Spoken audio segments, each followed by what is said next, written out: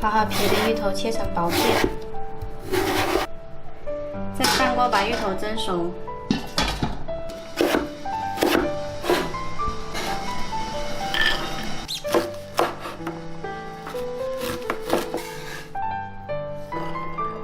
再把泡发的笋干也切成粒。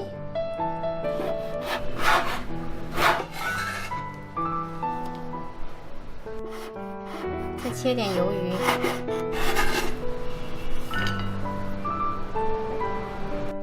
现在先来把这些配料都炒香。先把肉末放下去炒一下，再加入香菇、鱿鱼、生姜、葱。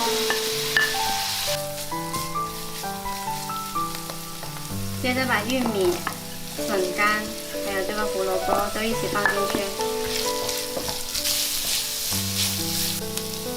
再加入约2勺生抽，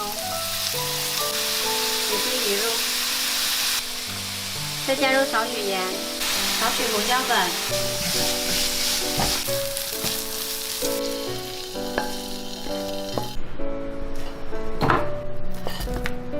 把蒸熟的芋头捣成泥。所以一定要趁热加入木薯粉。把芋头捣碎了之后呢，我们加入1半量的这个木薯粉，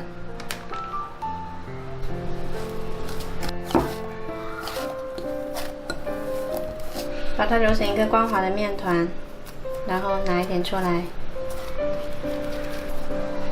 捏的时候手上可以沾点粉，这样才不会沾手。然后把它捏薄，然后再把馅料放到这中间来，把口包起来，这样子一个芋头包子就做好了。